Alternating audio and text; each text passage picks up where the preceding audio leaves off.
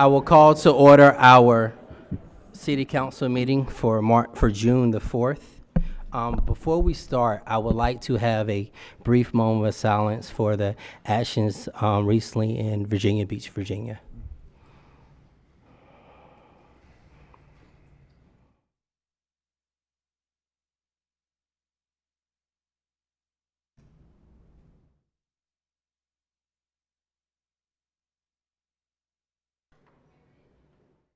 Thank you. At this time, we will have invocation by Rabbi Seth Clayman.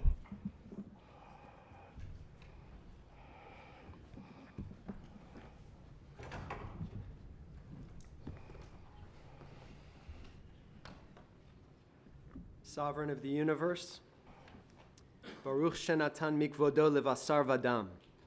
Blessed are you who has given of your glory to human beings. Receive with mercy and favor this prayer for our city and for its council members who labor diligently for the public good. May this council be like the great leaders of old, promoting just laws and ordinances, motivated by care for all of Raleigh's citizens and those who dwell here. Grant the council members wisdom in their deliberations and decisions today regarding vital areas such as water treatment, sanitation, zoning, property, transit, and appointments. May this council be like the great priests of old, ministers of peace and reconciliation, conduits of the healing of broken relationships. Grant the council members wisdom in deliberations and decisions today concerning our relationship to the good land and resources you've entrusted to this city. Help them to foster trust between our law enforcement and every member of Raleigh's treasured multicultural tapestry. May this council be like the great prophets of old, recognizing and forcefully confronting any injustices that threaten life and liberty and happiness for all.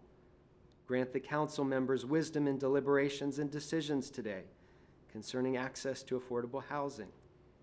May a transcendent sense of peace and justice, freedom, equality, compassion, and goodwill flow from you through our leaders and officials into every district, neighborhood, and heart, that it might be said on the news tonight, in the paper tomorrow, and by succeeding generations, that this council upheld the words of the ancient prophet Zechariah when he said, Emet u'mishpat shalom shiftu b'sha'arechem.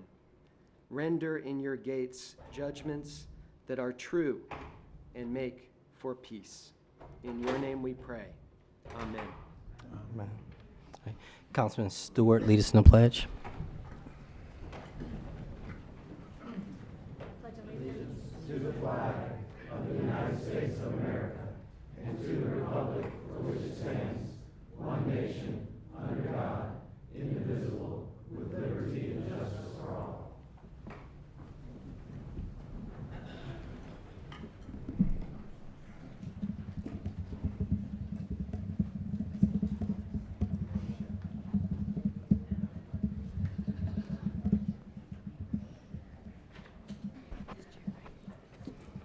We have Ms. Roxanne Lundy, Trey Roberts, and Josh Lamb.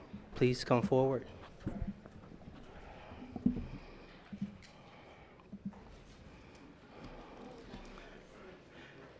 I have here a proclamation. Whereas June 2019 marks the 50th annual recognition of Gay Pride Month, now recognized as lesbian, gay, bisexual, transgender, queer, LGBTQ Pride Month throughout the United States. And whereas this month was chosen to commemorate the dedication, bravery, and sacrifice of those who led the 1969 uprising at the Stonewall Tavern in Greenwich Village, which sparked the modern LGBTQ liberation movement in the United States. And whereas the city of Raleigh is proud of the meaningful, long-lasting impact the LGBTQ community has made in contributions has brought to our city's rich, diverse history and culture. And whereas the city of Raleigh remains committed to the treatment of all people with fairness and respect, I therefore, Nancy McFarland, Mayor of Raleigh, North Carolina, do hereby proclaim the month of June 2019 in the city of Raleigh as Raleigh Pride Month.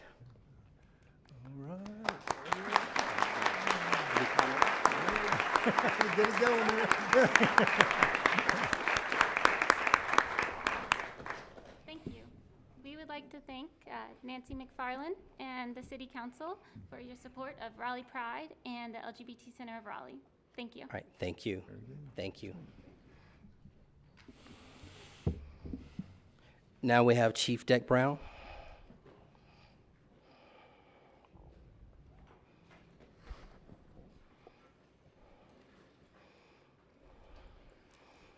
We have a proclamation here that reads, whereas orange is a bright color that demands attention used by hunters to protect themselves and others from harm, and whereas orange is the color of groups is the color a group of people in Chicago chose to honor a girl who was killed by gunfire at the age of 15 that has turned into a movement to honor victims of gun violence.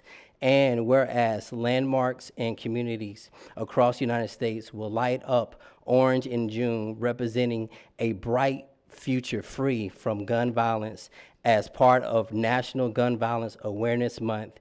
And whereas Raleigh Police Department data indicates 36% of violent crimes in Raleigh involves the use of firearms in 2018.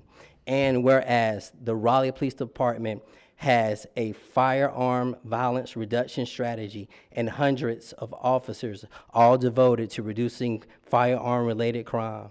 Whereas the city of Raleigh is taking steps to reduce gun violence through training and education, partnering and engaging with the community, and utilizing intelligence-led policing. And whereas gun violence awareness is highlighted in June but must be communicated daily, we can all work to end gun violence so that Raleigh remains safe, vibrant, and healthy community.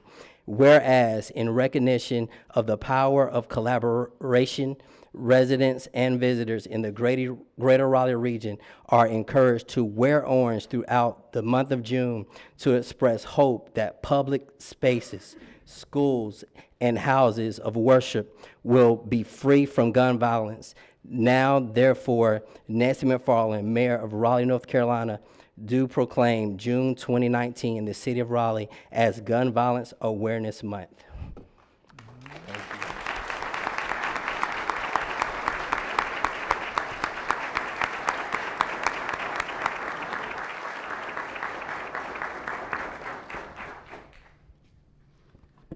Thank you all for this proclamation. As you know, the Raleigh Police Department came before you a year ago and presented the firearm violence reduction strategy. The strategy further supports the City of Raleigh's strategic plan in a number of areas, but specifically the focus, as you just mentioned, safe, healthy, and vibrant communities. Raleigh is truly a growing city, and like growing cities and big cities, we are experiencing those growing pains as well, and more specifically, the rise in violent crime. I do offer a few statistics. Aggravated assaults, and more specifically, those individuals who've been shot from July 1st to May 31st, 2018, 2019, compared to last year, same months, we have a 37% increase in the number of people shot over last year at this time. We have confiscated 117 guns this year. Correction, we have confiscated 565 guns, recovered, stolen 117 that we've recovered that were stolen. Those numbers, as we are just embarking on the first half of the year, are startling and should be for all of us. This past weekend alone, the city experienced 17 firearm-related incidents. One incident resulted in the homicide of a 20-year-old another incident whereby a 14-year-old was shot by an errant round, and a 5-year-old and his mother were shot at. Unfortunately, that list goes on and on. Today, this proclamation reflects a greater goal of our firearms violence reduction strategy that really speaks to community engagement. And I think as you look around in this room, we see community engagement. And my appeal to the community is when we see something, when we know something, we hear something, we have to report it. We each have a role as it relates to the firearm violence that we're seeing within our city. Today, this proclamation further reflects, as you've already mentioned, that June is the Violence Awareness Month. And as you can see, we've asked the community and many others to stand in solidarity to show the conscious awareness of the gun violence that we're seeing here in our city and the need for greater intolerance for all. That falls within the second pillar of our firearms violence reduction strategy. When gun violence occurs, everyone loses. The gunshot victims and their families, they face two kinds of scars, those seen and those unseen, which causes a much greater impact as it reflects adverse childhood experiences. As different parts of the city light up in orange, and many parts will light up in orange, throughout the month of June, we are asking for the help of many across our entire city, of all ages, as we place significant emphasis on the awareness of gun violence. So it's not only wearing the shirt, but it's also placing an orange light bulb on your porch. Light your home up. And stand as it relates to the gun violence. And collectively, our efforts can ensure that the city of Raleigh is truly a great place to live, to work, to play, and to learn. Thank you.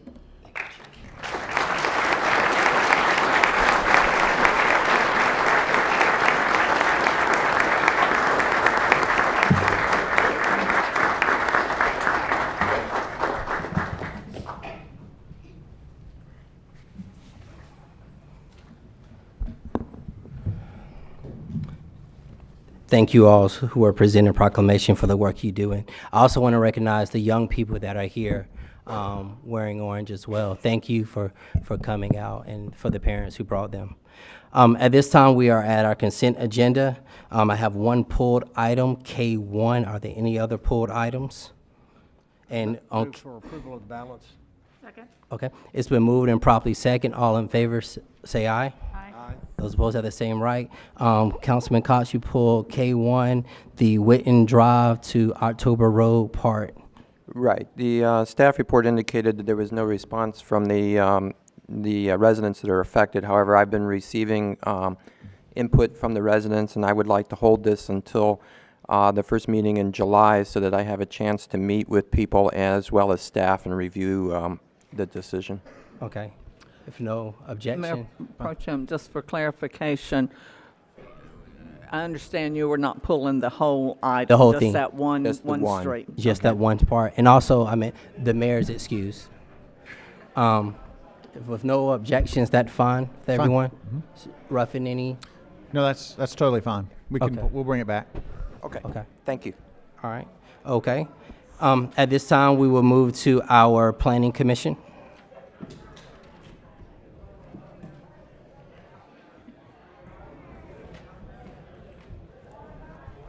Let's give it 1 second.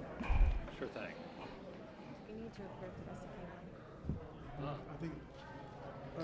Do we need a separate vote to approve the remainder? We did. We did it first. We approved it. Yeah, we approved it first. Clerk, while they're getting in. Then pulled it. It was just the one item in K1. So everything else As long as everything's good, Yeah. I'm good. It's good. We did it. Yeah. We're good. Paying attention. Trying.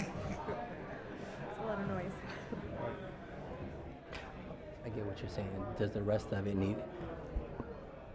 Madam Clerk, just for clarity, are we good on the rest of K1? Do we need to approve the rest of it, or are we good? No, I was Because only just pulled that part. clarifying that the rest of it was approved. He was just pulling that one item, so we're fine. Okay. Okay. Okay, so start with a refresher of what's currently calendared for public hearings and just two items, Z419 on June 18th and Z819 on July 2nd. So fairly open schedule for the items, and we only have 3 today from Planning Commission. I don't think so. So we'll start Ken, with, hold on just Hold on Ken. 1 second. yes, We don't think your mic is on. my mic is not on. No, it's not on. It's on, it just needs to be turned up a bit. Well, can you hear me okay? I'll just talk louder. Just modulate. I cannot. Is this one on? Hello? Oh, that Yeah, was- switch. We'll use this one instead. All right, so first item, report from Planning Commission is TC 219, design adjustments. This is a text change that modifies the approval path for design adjustments in Chapter 8 of the Unified Development Ordinance. It'll maintain all the existing standards, but require approval of the Board of Adjustment in a quasi-judicial hearing. The recommendation to approve from the Planning Commission was unanimous, and a suggested public hearing date is June 18th. Motion to approve. All right, moved and properly second. All in favor, say aye. Aye. All right, motion passes. Next one is the second of the 5 chunks of comprehensive plan update amendments. This is CP 2C19, and it covers the chapters concerned with economic prosperity and equity and expanding housing choices. So the elements here are economic development, housing, and the public participation section. Planning Commission has recommended a few changes which are described in their certified recommendation and recommended approval of the package on an 8-0 vote, and suggested public hearing date is July 2nd. Motion to approve. All right, it's been moved and properly second to approve the public hearing for July 2nd. All in favor, say aye. Aye. Those opposed, say right. Motion carries. And then last item is a amendment to zoning conditions for 4501 Durley Road. This is actually affecting a fairly small isolated parcel on Durley Road, and would modify the conditions that were originally approved in 2001 as part of the zoning case C4001. Planning Commission has unanimously recommended approval. There were questions, which I think we unfortunately gave an incorrect answer to, that I just discovered regarding neighborhood meeting and CAC meeting. I believe at the time that this was submitted, the code had not been amended to require a neighborhood meeting for a zoning condition amendment text change, and I do not believe this was heard at the northeast or northwest CAC. So are you suggesting we need to take it to the That's- Northwest CAC? That's council discretion. If you wanted to, that would probably require a delay of the public hearing date, or to hold it after the public hearing to get a vote. I will say that the change here is of not particularly significant, and the property is small and isolated near the quarry. Okay, I think I would be more comfortable with actually notifying the immediate neighbors and sending it to the CAC for review. Yeah, this is in my district, and I read your response to the question, and I didn't realize it was in my district at the time. So I think it would be good to take it to the CAC and to notify the neighbors. Okay. So we can, how about if we hold this here? Yeah. And I would let- suggest we hold it so we can check the schedule of the CAC and report back to you as to when would be an appropriate time to have that vote prior to the public hearing. Of course, there should be notice to the adjacent neighbors prior to the public hearing. Okay, all right. Thank you. All right. All right. I think that's all from Planning Commission. Next, we have special items. Thank you, guys. First one is Master Encroachment Agreement, e-scooters.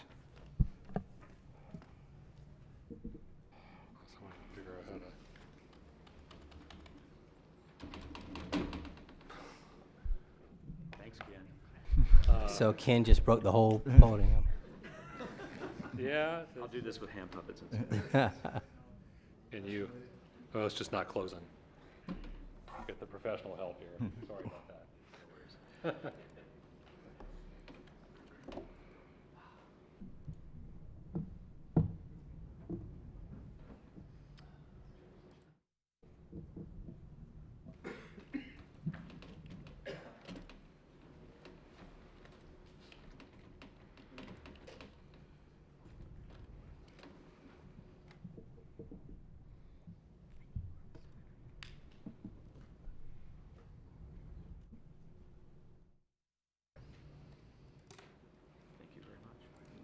Well,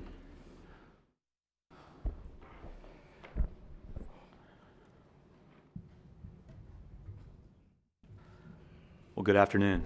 Good afternoon. So we're today back to talk to you about dockless electric scooters. We have a recommendation following our RFP, and I just want to walk you through a little bit of background through the process for the RFP, and then get to a vendor recommendation and a couple of items that we'd like to adjust in the master encroachment agreement. So just to lead you back through the long history of scooters, we did sign master encroachment agreements with Bird and Lime in 2017.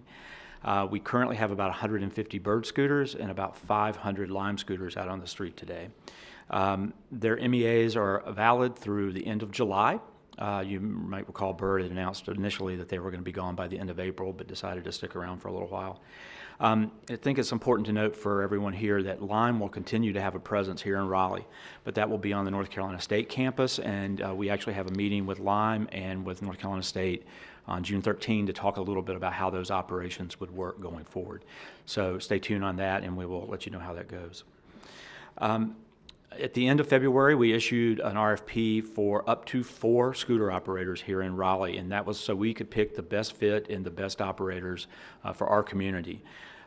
We included in that the master encroachment agreement. We shared with the companies that that would be considered the baseline, but because we were in an RFP process, we allowed that they could make some suggestions so we could get the best thought processes, the best innovation that we could get out, as long as our goals were also still met.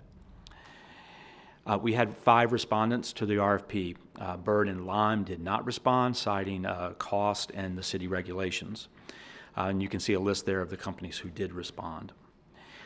We put together a selection team based from folks from IT, from the police department, and 2 from transportation, from parking, and also our bike share coordinator. We were also kind of advised through the process through the city attorney's office to make sure that we followed every step proper along the way.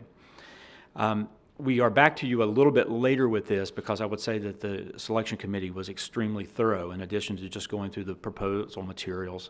They also worked very diligently to reach out to other communities and to do reference checks and to see how the vendors operated in those communities.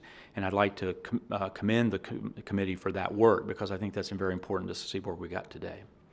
So with that, we would like to recommend Gotcha Mobility as the sole provider in the process. We had very positive feedback from other communities about this.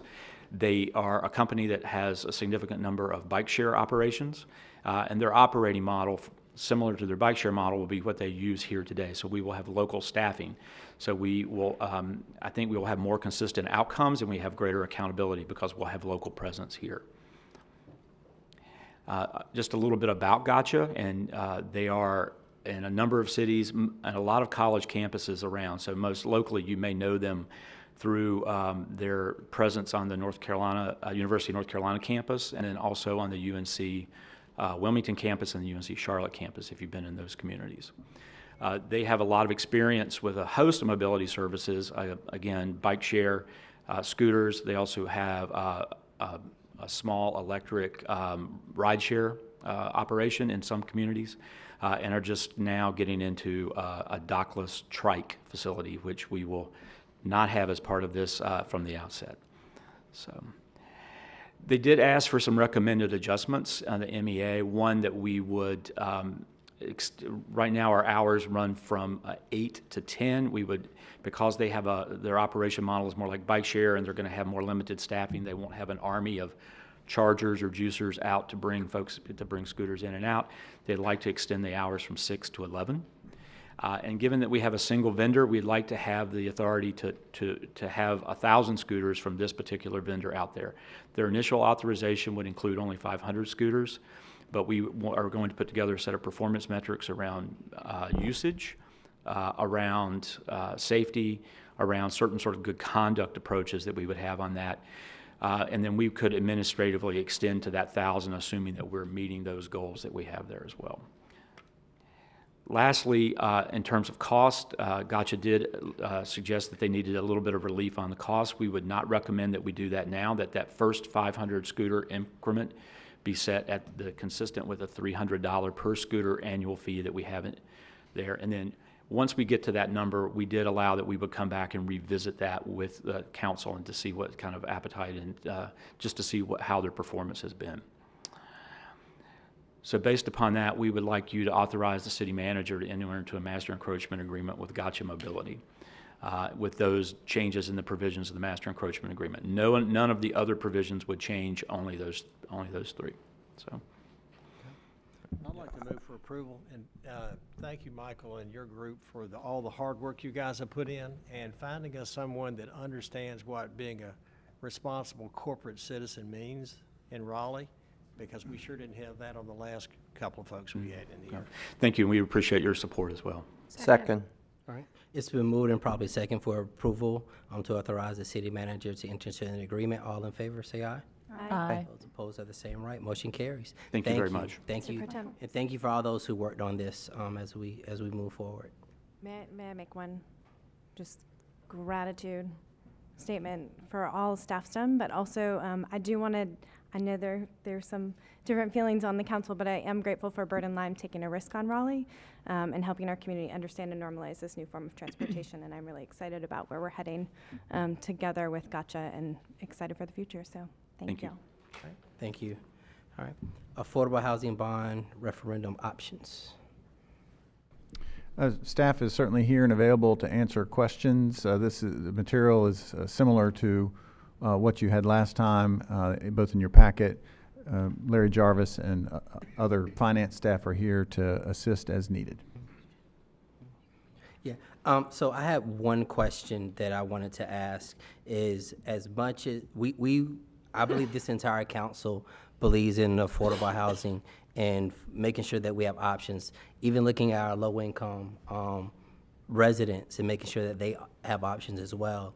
And also making sure that we have a bond that can pass. So I have a question, and you may have to come back to me with this answer. It's around, if we were, instead of focusing on October, if we were to try to do this bond in the spring during the primary, is that option available and possible? Short answer is yes. It's just a matter of bringing back to you the schedule of when that notification would occur. In other words, you have to back up from the point ballots are printed, you have to have notification, you have to have resolutions adopted, things like that. There are considerations to answering that question beyond just the technical, can you do it? But that's certainly something that the council may wish to discuss. But technically, yes. Okay. Go ahead. So I appreciate Councilor Branch bringing that idea to the table. I think while we know from the citizen survey there's very strong, in fact stronger than any other issue in front of us, interest in moving forward with improving our housing affordability, that time is short, and that while I would have preferred a 2019 bond, I do appreciate that the time is short.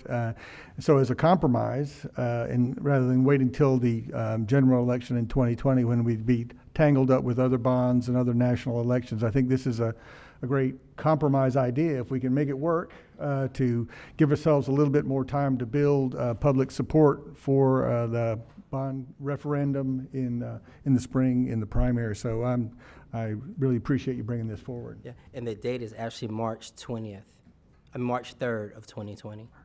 So may we ask staff to bring that back to us as soon as they possibly can? Sure, we will bring you back what the schedule would look like and when you would need to make decisions. Thank you. Great. Okay. All right. Any other questions or comments on this item? Were there, before there were sort of choices in terms of the bond amount and the different programs, are those still in front of us? Yes, as you may recall, the council had asked for us to look at two options from the last meeting, the half-cent and the three-quarter-cent options, and that material is in the PowerPoint presentation that we could go through if you're certainly interested in. They're the same configurations that you had before, so some of that's a repeat, so it's up to you guys. I guess maybe it's more of a question then for the councilors, whether we feel a need to make a decision on those now, having made the request to put the time frame off a little bit. We have more time to look at this. I believe we should look at it all at one time. Okay, great. Okay. All right.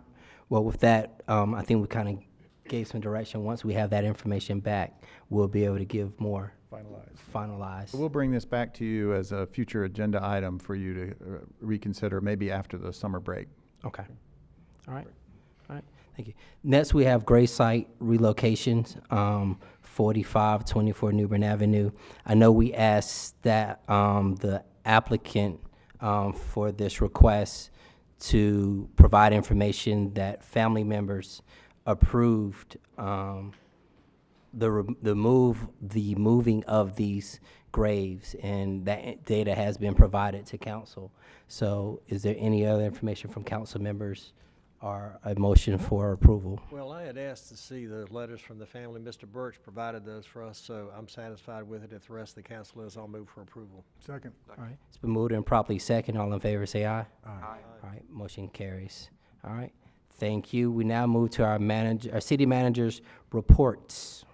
Thank you, Mr. Mayor Pro Tem and members of council. Several items on your agenda today. The first is an update for you on Neuse River Resource Recovery Facility Bioenergy Recovery Project. Long title, but it's a pretty big deal. This is an item that probably could actually have gone on consent because you're continuing to make approvals on a project you've already approved, but for $35 million, we thought it might be worth a few PowerPoint slides. Plus, it's pretty exciting actually, and the staff is also working on ways to help promote the value of the project as we go through this. Not only is it's a major investment, but there's some major benefits. So with that, Aaron Brower is here from Public Utilities to do a very brief presentation. Good afternoon, Mayor Pro Tem and City Council. I am here to provide an update, as the manager said, on the Bioenergy Recovery Project. First, I have an animation that I'd like to play for you guys. Our Bioenergy Recovery Project is one example of how we're investing in critical infrastructure now in order to conserve energy and protect the environment in the future. Located at our Neuse River Resource Recovery Facility, the project will change how we treat waste at our main treatment plant. We'll use cutting-edge technology to more sustainably manage biosolids residuals. And it will all begin in your home. With every flush, you will help generate clean energy. Let's take a look. From the toilet in your house, contents travel through pipes to the Neuse River Resource Recovery Facility. Solids are a byproduct of the wastewater treatment process. These solids are directed to the solids handling process. There, screens are used to separate solids from the liquid. The Bioenergy Project will use an advanced innovative pre-treatment method called thermal hydrolysis process, or THP, to precondition and pasteurize the solids. Think of it as a giant pressure cooker that will essentially cook the sludge. The result? A nearly 50% reduction in biosolids. The solids that remain will be of higher quality and will be used as valuable soil conditioner on area, fields, and farms. And that's not all. The new process will also produce biogas. It's estimated this will help fuel up to 50 buses per day. We are building the future with you in mind. Greener, more sustainable for generations to come.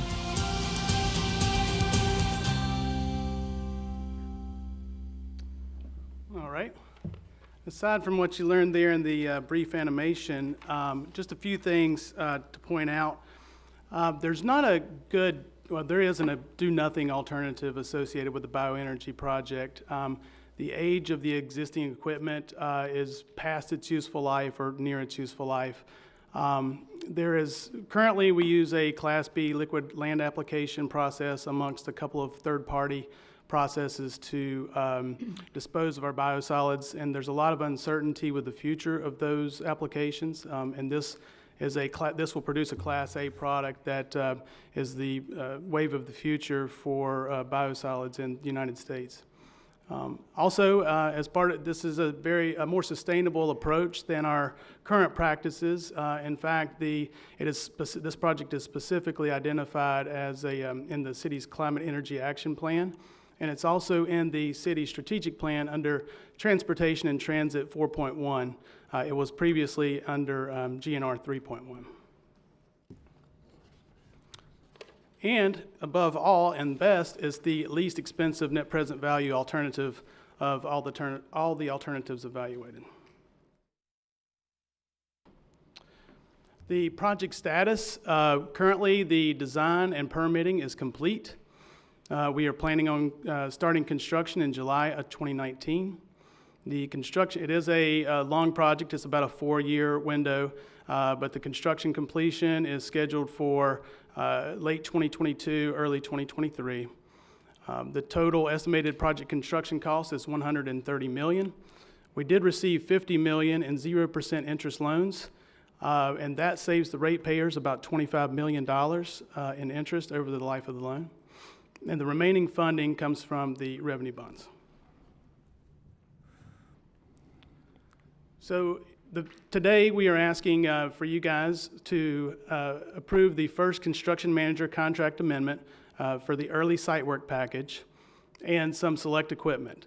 Also included in this first GMP is the general conditions for the construction manager for the entire duration of the project. On August 20th, we're planning on bringing a second construction manager contract amendment for the remaining portions of the project, which is the project in earnest. That's where all the buildings go up, the anaerobic digesters, that's where all that the packages for that will be. And that's approximately $95 million. And then we have a groundbreaking ceremony in the fall of 2019. So our recommendation today is to authorize the city manager to execute guaranteed maximum price contract amendment number 1 with Crowder Construction Company in the amount not to exceed $35,423,235. With that, I'll take any questions. First of all, thank you for this work in making sure that we properly, control our waste and waste management. Any questions from council? Just one. What's the length of that zero interest loan? 20-year term. Okay. Well, I'd like to move for approval. Second. All right, it's been moved and properly second. All in favor, say aye. Aye. Motion passes. Thank you. Thank you. Thank you for the good work. Thank you. Thank you, Mayor Pro Tem and Council. The next item, Gorman Street Bike and Pedestrian Improvements. This is a design update for the council. Mark Young from Engineering Services is here to do the brief presentation.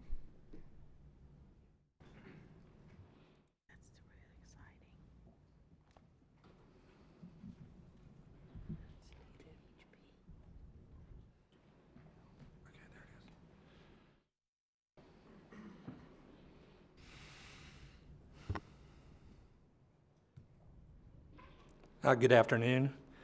I'm here to speak to you and give you an update on the Gorman Street Connector project. A little bit of project background. The project extends from Sullivan Drive on the south to Hillsborough Street on the north. The genesis for the project, it was identified in the 2014 Bicycle Pavement Marking Design Project, and it has received federal funding in 2017. It's barely over a third of a mile in length. The main purpose of the project is to connect the Rocky Branch Trail and the Reedy Creek Trail. And as you can see on the map as well, it will connect Meredith College with NC State campus as well. The proposed improvements for the project, a 10-foot multi-use path will be constructed from Sullivan Drive to Hillsborough Street. We are doing this through the resizing of the travel lanes. We're working actually within the existing footprint of the roadway. We will create a cycle track across the bridge, and also there are associated signal upgrades with the project. We will maintain the same number of lanes and turn lane lengths along the corridor for Gorman Street. The current lane widths are 18 feet. Obviously, we don't need 18 feet for a single vehicle, so we're able to reduce that down to the appropriate 11-foot width for a through lane on Gorman Street.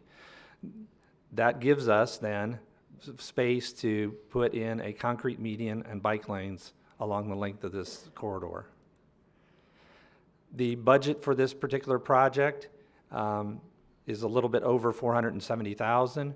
The design comes in at a little bit under $100,000, thereby bringing the total project cost to a little under $570,000. As far as the schedule, of course, today's presentation, we will advertise for construction in the fall. Then next spring, we will have the pre-construction public meeting. Following closely on that will be the actual beginning of the construction, hopefully in spring of 2020. It's a very short project, so we're hoping to have construction completed by the end of summer 2020. Any questions? So I'm excited about this. Making that connection for these two greenways, which are so heavily used, is really important. So I'm going to move, if there's no other questions, for approval. Second. All right, it's been moved and properly second. All those in favor, say aye. Aye. Those opposed are the same right. Motion passes. Thank you. Thank you. Next item, as the staff gets the PowerPoint loaded up, Leesville, Safe Route to School, O'Neill Road, County Trail, and Prideway. Again, these are design updates for you for information. Sylvester Percival with Engineering Services is here to give you that quick update. Good afternoon, Mayor Pro Tem, distinguished members of council. I think before we get started with this presentation, it's important to let you know that the Leesville Safe Route to School is not in any way associated with the scope of another project that city staff is working towards making active, and that is the Leesville Road Widening Part B project. Again, the Leesville Safe Route to School is a separate project from that Leesville B project. The impetus behind the Leesville Safe Route to School project is that sometime in 2012, the latter part of 2012, there was an incident that occurred, an unfortunate incident where an individual was struck by a vehicle who was walking along one of the roads within that community, Leesville community, surrounding the Leesville school area. And as a result, the community kind of formed a task force and banded together with the city planners to bring about this project. Some of the improvements that are being proposed are along O'Neill Road, Prideway, and Country Trail. Again, these are all streets that are surrounding the Leesville School. Location is shown there. O'Neill is really located, it runs from Pinecrest to Leesville, located to the north of the school. Country Trail is located along the southern border of the school, running also from Pinecrest to Leesville. And Prideway is running to the west of the western border of the school, between Country Trail and O'Neill. Some of the noted improvements that we'd like to highlight is that that shown here at the location of O'Neill and Leesville intersection, providing safe crossing for pedestrians. In this particular case, we are proposing a pedestrian signals here to be able to accommodate that safe crossings. We are also adding curb and gutter upgrades, curb ramp upgrades, and filling in gaps of sidewalks as well. More specifically, along O'Neill Road, we are proposing sharrows where vehicles and bicycles are expected to share the lanes. We're also proposing separate bike lanes along Country Trail. And again, as noted on the previous slide, we are proposing to fill in gaps of sidewalks, and at every intersection related to the roads that I pointed out, we are providing upgrades as far as pavement markings, high visibility pavement markings, to be more specific. This project is partly funded with federal funds. The construction estimate to date is around $651,000. Well, a little under $652,000 actually. Design cost is coming in at, or came in at around $118,600, making it a total of about $770,450. As far as the schedule for this project, of course, we're presenting to you today. We're hoping to wrap all property acquisitions up by the end of summer to be able to advertise around that time and also to hold a pre-construction public meeting with the community in early fall, and to begin construction around that time and end construction by the end of this year. Or actually, I said this year, but winter of 2019. So you're talking construction duration of how long? 3 It's, months? well, it's roughly about 6-7 months that we're anticipating. Again, keep in mind it's, You're talking about 2020. yes. Okay. Yeah, this is in my district, and several people have contacted me. They're very eager to see this move forward, and so thank you for all the work on it. One of the concerns, though, is, this was precipitated by an incident that happened in 2012, and it's now 2019. We're talking about 2019 or 2020 to get this finalized. So I would encourage anything that we can do to get this accomplished as quickly as possible would be really beneficial for the community. Well, I would say, Steph, this is a fairly aggressive schedule. It is, but, the fact that it took us 7 years to get here is a little concerning. So I just want to make sure, I imagine things popped up. There were reasons for the delays. I just want to make sure that, we try to do whatever we can if future problems arise, that we can address them quickly and keep it moving. Absolutely. Noted. Thank you. Thank you. Thank you. This was listed as information. I think, do you need a vote? No, for design updates, we don't need a specific vote. It's really an opportunity for feedback if there's any concerns. Okay, all right. Thank you. Thank you. Next item is the presentation of the Raleigh Downtown Transportation Plan. As those folks are coming forward, just a few reminders. You've seen this multiple times, so this has been presented to you in a couple of different meetings and work sessions. Obviously, this is a very critical component of planning for transportation related both to the BRT corridors, but also multimodal facilities in the downtown. Staff from Transit are here, as well as our prime consultant from Kimley Horn, to present the plan. There is no required council approval. This is a plan that is put forward before you to use as a part of additional planning efforts, so it's a point of reference, but you don't have to approve anything today. So with that, I'll turn over to David Eatman from Transportation to kick us off. Yes, thank you.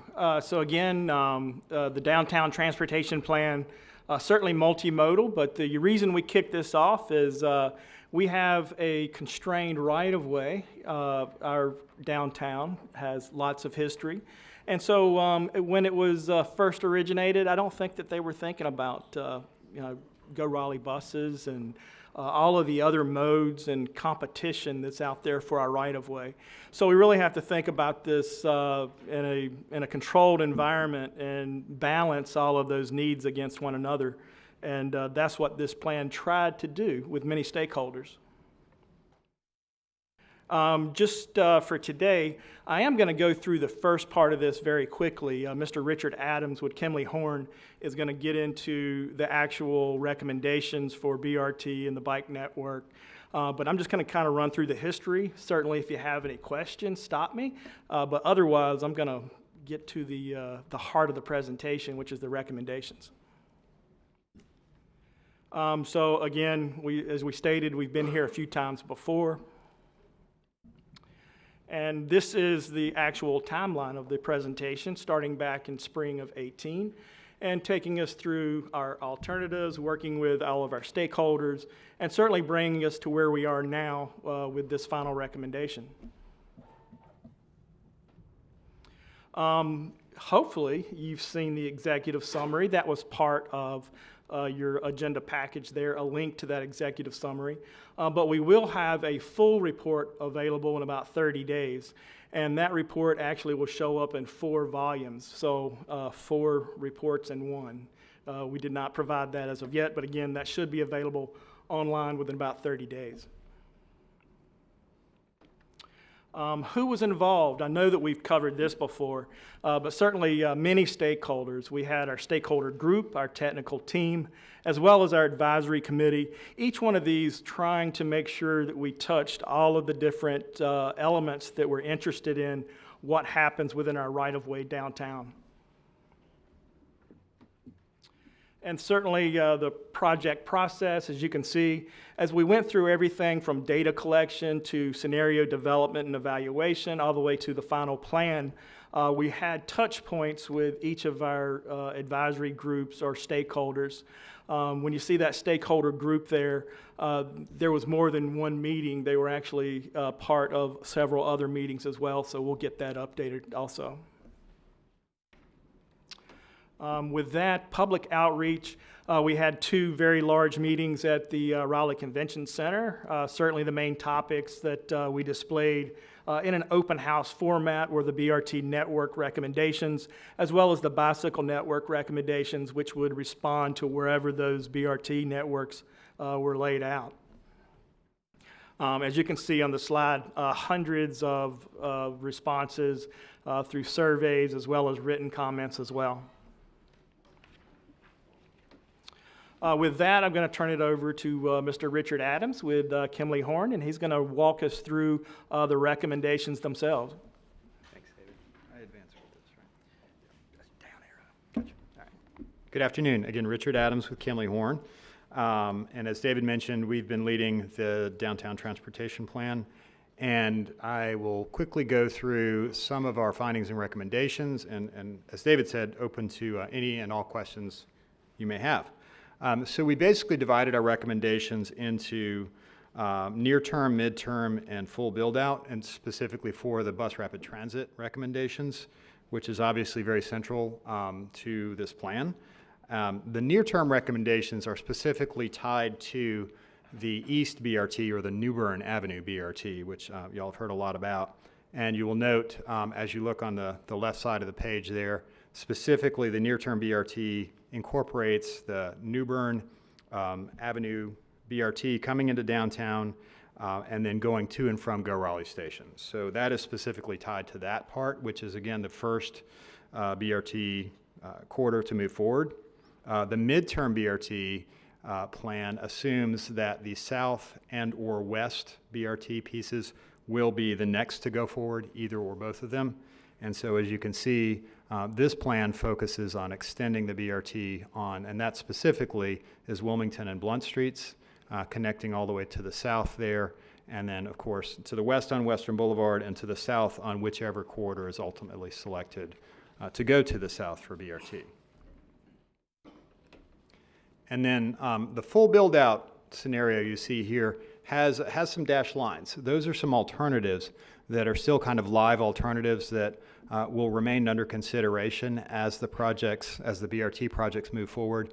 As we looked at much further out, and also we look to the north and to the south for connectivity, there are a lot of things still to be figured out. Many that, of course, you're familiar with, whether that's the West Street extension under the railroad tracks, the Russ Bus facility, which will be built over on the west side, and then, of course, which corridor is ultimately selected for BRT to the north. West Street and Capitol Boulevard are still under consideration there. And then which corridor is selected to the south.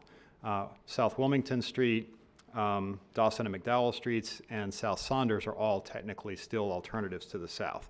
So there are enough moving pieces and other issues and opportunities, frankly, happening that we left those as alternatives still to be decided through the project development process that council will be very involved in as the project sponsor for those BRT projects.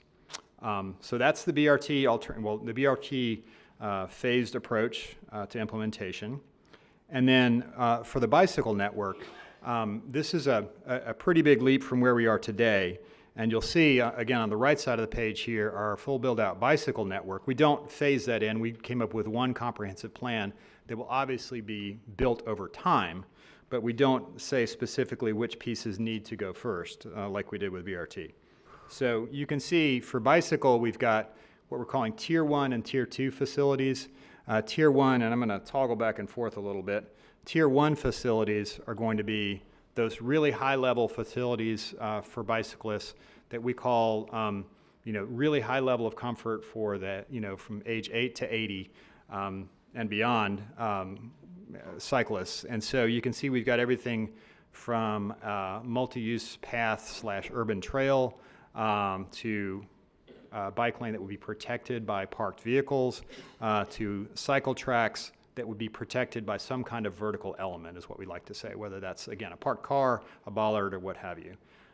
Tier 2 facilities are also intended to provide protection and comfort for the person on a bike, but they're provided in a little less intensive way, whether it's simply a buffered bike lane without that vertical element, or a bikeway, that being a street with very low speeds, low volumes, a fairly high level of comfort for the cyclists. So going back to our map there, you can see what we've tried to create. We've tried to keep in mind, obviously, the BRT streets, because because of that narrow right-of-way that Mr. Eatman mentioned a minute ago, it's really hard to get both on the same streets. So we've kind of meshed the two plans together to come up with a comprehensive transportation plan for downtown Raleigh that provides the Tier 1 facilities across downtown, and then also some Tier 2 facilities in between. And so next steps. Again, mentioned the near-term, mid-term, and long-term phase out of the, or phasing of the BRT implementation. As you know, we're going into project development now on the East BRT on New Bern Avenue. And then midterm, summer to fall of 2019, that's when we'll move into that. Again, looking at southern and western BRT corridors. And then full build-out alternatives would kick off next summer and fall. And then the bicycle network recommendations will be coordinated closely with the CIP as well as the implementation of the BRT. Where, for instance, a BRT project would displace a bike facility, certainly there would be discussion about implementing the bike plan, then and there to make the bike network at least whole, as it were before the BRT project. Yes, so with that, as the manager stated earlier, we're not asking for necessarily adoption of the plan, but we would like at least some confirmation or endorsement that we're headed down the right path. We know that there are many moving parts to this, and not all of those are going to be solved from day one, and we can move seamlessly through implementation of 4 corridors. With that said, the reality is that each of these corridors will have to be analyzed on their own merits, and those corridor alignments will have to be determined at that time. Also, the cross sections associated with those alignments could vary greatly, depending upon how you use that right-of-way. Under certain segments throughout the city of Raleigh, I'm sure that there will be times when we are in mixed right-of-way with buses. Standing here looking at the opportunity to build a quality BRT network, I would love to see as much dedicated right-of-way as possible. But we know that that probably won't be available 100% of the time. So it's always finding that balance as we move forward with the project. So again, just an endorsement of we're on the right track. This is certainly could be subject to change. But certainly everything such as the final routing as well as the cross sections will come back in some form to council, certainly before final implementation for sure. I have a question as it relates to the southern, and it seems like we're still kind of in the flux of not knowing whether it's going to be South Saunders Street or Wilmington Street. Mm-hmm. For this, do we feel comfortable that that's going to happen in the fall? You said summer, fall? That is correct. So project development for those will actually happen, that is correct, that is correct, this fall. We would enter project development. Would we have a final alignment? Potentially we would, but certainly in that fall time frame, we would have a very good idea. We typically want to make sure that we present a single corridor in project development, if at all possible. Certainly that makes the process much easier, but we would think so. It would be helpful both for the people who are looking to do development in the area as well as the citizens who live in and around and are wondering, what is it going to look like? And we keep talking about 2 tracks. So I just want to make sure that we're on some kind of target as to be able to speak in terms of understanding which one we're going to choose. And we can provide a detailed timeline on that in some type of update in the very near future. But we certainly feel like that would be one of the first steps for sure, is to make sure what is that alignment. Okay, thank you. Timeline would be great. Thank you. Okay. I'm just looking at the bike build out as well as the BRT part, and I know there's a lot of, we've just approved the plan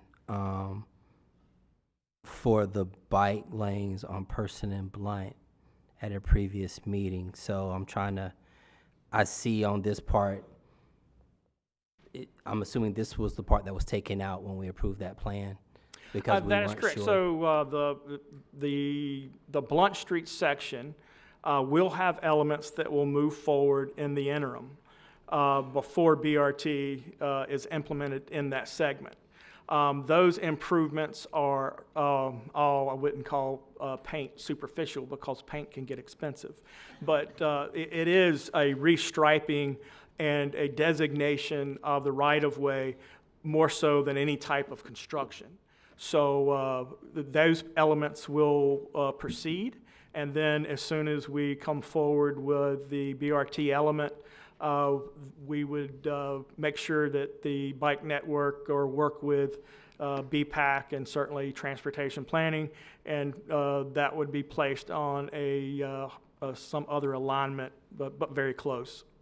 So in hearing that, I ask that as you do your striping, keep in mind that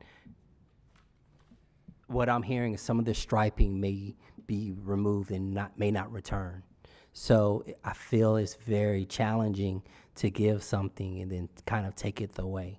So it may be best for that section to, if you know there's going to be an alternative, to try to get in the mindset of it not being there. So just something to keep in mind as you're moving forward.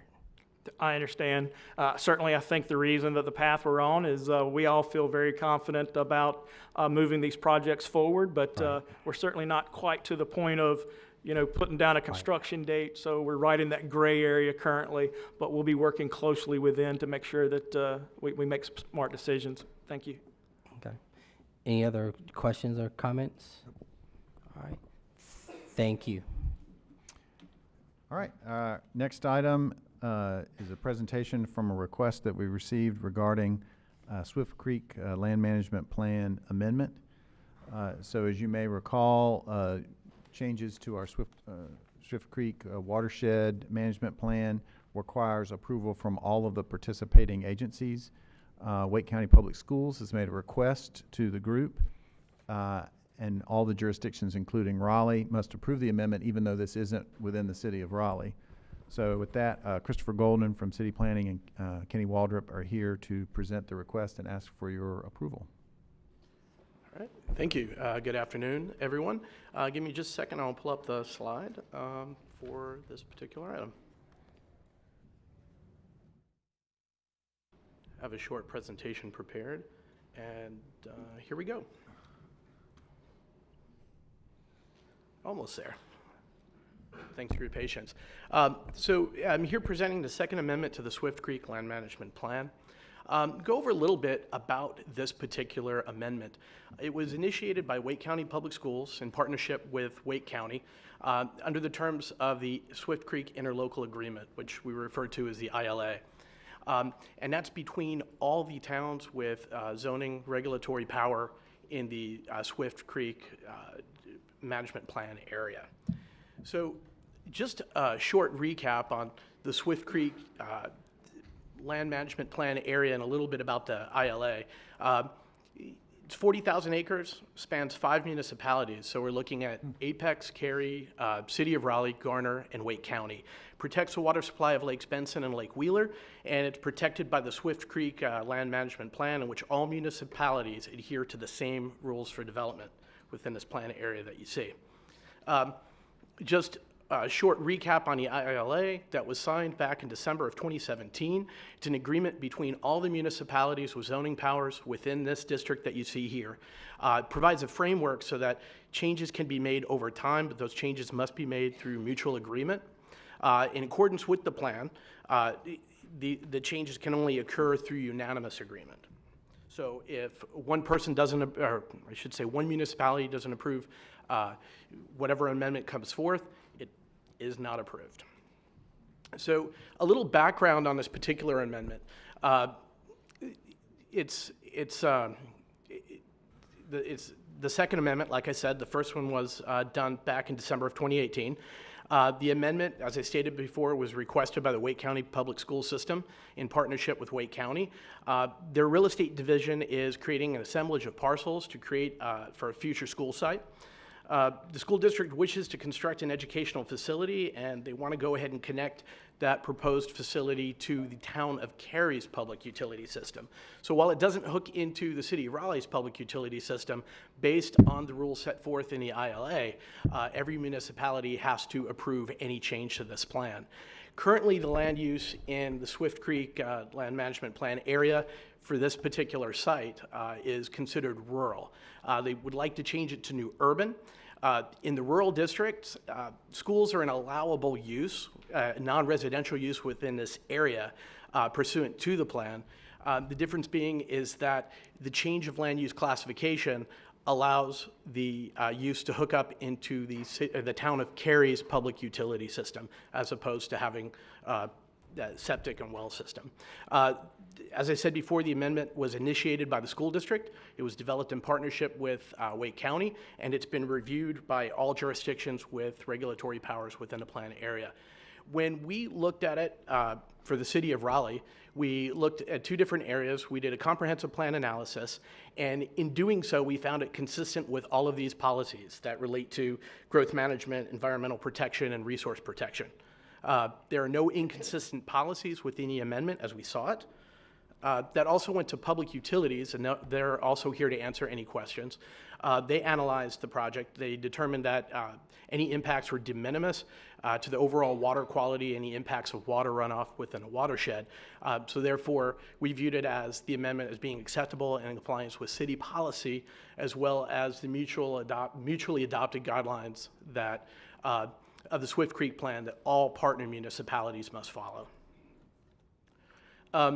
So, as I stated before, all municipalities would have to approve for this to be valid and in effect.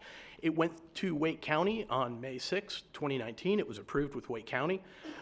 Garner, it went there yesterday. I have not received word yet as to whether or not it was approved. Today it's at Raleigh. Cary, it's going to be at June 13th. Apex on the 21st of June. So it's running through the process as stated in the ILA. So we're just going through that process in accordance with that. A little bit of the background that you have in your packets. This is the land use map of the Swift Creek Plan area. As it we focus in on that to the actual site, the assemblage site, which is on Yates Mill Pond Road and Tryon Road in the service area of Cary. That highlighted parcel is the area where they're looking to construct the school facility. That's a satellite view of that. Currently, there's 12 single-family homes on well and septic, or I'm sorry, I take that back. 7 single-family homes and 5 additional dwelling units, so 12 dwelling units total, in which they plan to construct that school.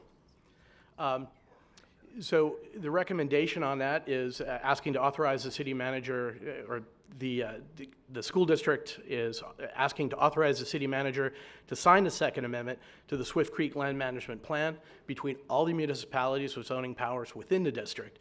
And we have public utilities here to answer any questions. I can answer any questions you might have, and also Wake County Public Schools has a representative here, and they might want to give some sort of a statement related to this. So I have a question. Sure. For public utilities. Aaron. So Aaron, what is the significant changes from rural to new urban other than sewer connections? There are no significant differences, other than if this rural designation does still allow for school development within the watershed. However, they would have to use an on-site system as opposed to connecting to city utilities. And in our opinion, connecting to city utilities would be better for the watershed than opposed to on-site systems. Thank you. So I guess maybe that answers my question. This is in the Swift Creek watershed? So have to conform to all the watershed requirements? Yes, from all requirements, yes. Okay. And it's located in a non-critical area of the watershed. Okay. Any other questions from counselors? Well, I know as we're growing, we have to change our schools, but I will say that Swift Creek Elementary that exists there and across the street was my school as an elementary school, so I'm sad to see it go. Thank you. Any other questions or motions for approval? I'll move approval. Second. It's been moved and properly second. All in favor say aye. Aye. Those opposed, same right. Motion carries. All right, thank you very much. Thank you. Next item, the interlocal agreement for Brookhaven Park. Actually, staff is going to pull that. We've got some additional information that we need to go through from a technical perspective, so we will be bringing that back to you at a later date.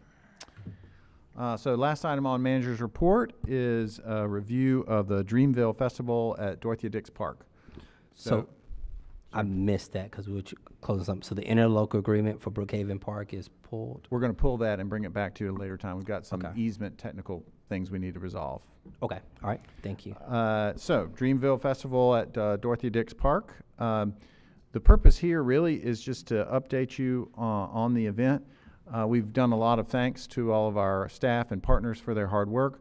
One of the things that you do under a best practice scenario when you have a major event is to review the event and see how it went and what kind of learning opportunities might you have. So this is an opportunity to summarize that and then get your feedback on what observations you may have so we can learn from the experience and continue to get better. So with that, Derek Raymer is here from Emergency Management Special Events, and we'll give you a brief summary. Afternoon. Scott Payne from Parks is here to support me, and Lauren Gold from the CVB if we get too technical here. I just want to provide a little recap for you for the festival. Again, it was back in April, so a little about 2 months ago now. The doors opened at 12 p.m. and everybody started filing in. It ended right at 11 o'clock on the dot. It was a sold-out crowd. It was curated by Jay Cole, who's a native of Fayetteville. He now lives in the Raleigh area, and it was really something he wanted to do to kind of give back to the area. Lots of very local curation involving Art Splosion, NC State College of Design. There was no on-site parking, always something to note out at Dorothea Dix. And there was a number of nonprofits that did benefit from this. So that's kind of the general overview of the day-long festival. That's just a fun map. It was the entire big field, which is a really, really large space when you're out there. And it used just about all of that and really did some great things with programming different areas and showed us some things that we need to take into account as we go forward. The planning for this was really about a 3-year planning period. They had been interested in it around 2016. They made their initial request to us in 2017. We said, no, we're not ready. We don't even know how to mow the grass out there yet alone have a festival. They kept coming forward. We asked them lots and lots and lots of questions. They kept giving us the right answers to the point where we felt comfortable saying, okay, let's kind of move forward with this, but under the auspices of the Dix Park Master Plan. You know, we kind of need to test some things out to figure out what works. We wanted to use this as a learning experience for us as we continue to see the park grow. The event was originally scheduled for September of 2018, and there was this little thing called Hurricane Florence that kind of railroaded that entire plan. We shifted all of our resources that were going to go to Dreamville towards a hurricane response. We then rescheduled it to that April 6th date where we had everybody come. Something to note during that time frame, really the J. Cole between September and April had a real resurgence in his popularity, more so than he already had going into it. For the September date, they had around 20,000 tickets sold, and we almost doubled that by the end of it in April because he was the halftime show at the NBA All-Star Game down in Charlotte. He was on the cover of GQ magazine, so his popularity increased even more. So a couple of strengths we had with this. The coordination between our local stakeholders was just outstanding. Obviously, we couldn't have done this without DHHS and the support of NC State as people adjacent to the property or who work on the property. So they were really important stakeholders in this along with everybody else. The production group, Score More Shows, Dreamville, their experience, responsiveness, and the relationships we developed with these production agencies were really the best you could get, and that's really what made this happen. There was no, oh, we'll phone in for a meeting. It was, we're going to go there. We're going to meet in person. We're going to walk the site. We're going to go through this together. And kind of like Michael Moore said with scooters earlier, those partnerships really matter, and these are good stewards and good corporate citizens. They developed very extensive plans for transportation, emergency action plans, our crisis communications plan, and very detailed maps. Again, it all kind of goes to their professionalism, and there was no expense spared when it came to the infrastructure. Everything they did was the highest quality, and so those were some really good things that we saw from the event. And as Ruffin said, with anything, we learned some lessons. You know, one of the biggest ones is how do we capitalize on large events to the park? I think something to note is, unlike a lot of the other festivals, some of the bigger events we've had in the past, Rock and Roll Marathon or Ironman, there was no subsidy given to Dreamville. They footed the bill for everything, other than a couple long days on my part and some park staff in my office. Really, they footed the bill for everything. So that was very impressive, especially with no incentive given to them.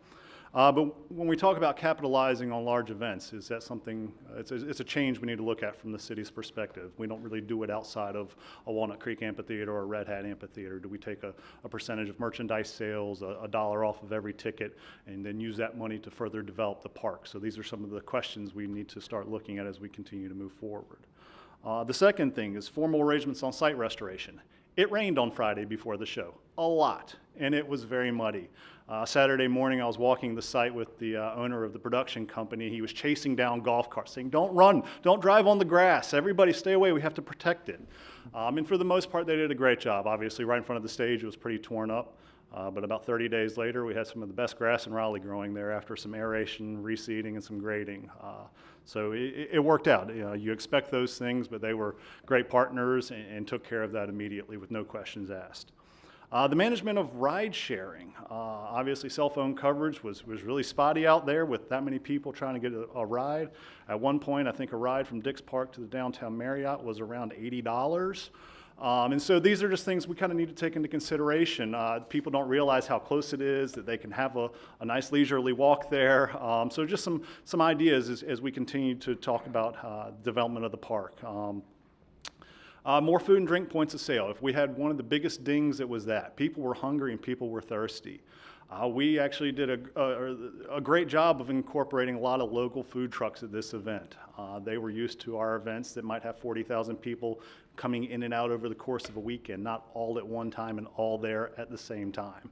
And so they got overwhelmed with trying to sell lots of food and drinks. So certainly having more points of sale for that. This next one, continued enhancement of our internal and external transportation plans. As the park continues to grow and the neighborhoods around it, how do we move traffic around the park, and then how do we move that traffic within the park? Again, this was a great experience for us to learn, look at those things, and then kind of apply those to future things. And then the other thing is our continued and ongoing engagement with you all in the community. And we have to ask ourselves, you know, what was it like as an adjacent neighbor? What was the noise like? What was the light, the traffic, all of those questions? For most events we manage, we rarely get feedback. And when we do, it's usually negative. We don't get the hoorah, you did a really great job type of feedback. But for this, I would say maybe a dozen feedbacks, positive and negative alike. Obviously, some people didn't like the noise, but other people were very complimentary of such a diverse event at the park. And so there's lots of balance, and those are some of the things that we like to look at as we kind of move forward into the future.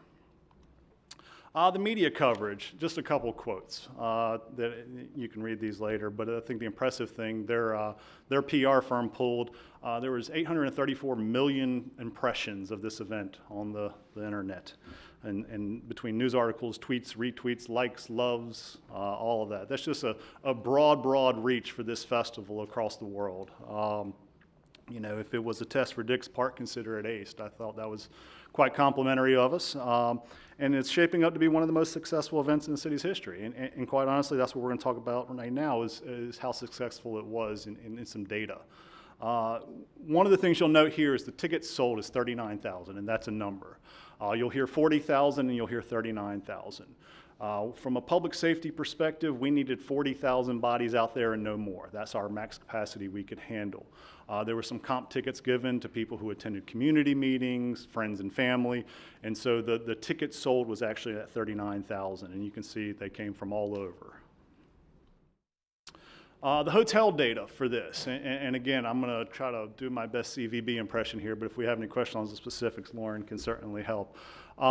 There are a little over 17,000 hotel rooms in Wake County. On Saturday night, 96.6% of those were filled. You can't attribute all that to Dreamville, but when you look at that year-over-year jump of almost 20%, that's a massive jump. And the fact that this one-day event really got those huge of jumps for 2 nights, not just one, was also very impressive.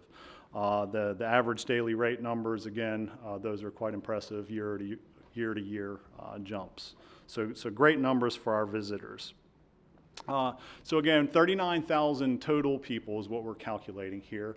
20% of those were from Raleigh and Wake County. That's about 7,800 people. Day trip visitors, which are kind of the surrounding areas and come in for the day and leave, 9,000 some odd folks. And then overnight visitors was 56% of the people who came to this. So when you look at the day trip visitors and the overnight visitors, that's 31,000 visitors to this area with a direct visitor impact of $3.7 million. Some pretty impressive numbers for a one-day event that got no subsidy from the city or the CVB whatsoever. It's also important to note that this is just the visitor impact. This isn't the total overall impact. That's something that the group itself might decide to do. This doesn't include the staff hired locally, the fencing that was procured, the lights that were rented, or anything like that. This is simply the visitors that came and spent money here in Raleigh and Wake County. From that, the local tax revenue you can see, around $100,000 in occupancy tax, the sales tax, food and beverage, for a total of around $233,000 worth of local tax revenue from those visitors. Again, and that's just those visitors. If we got more food and beverage points of sale, maybe we could up this a little bit more. So we'll work on that for next year. But going forward, we have not received a formal proposal from Dreamville for 2020. We do expect them to make the ask for the same weekend.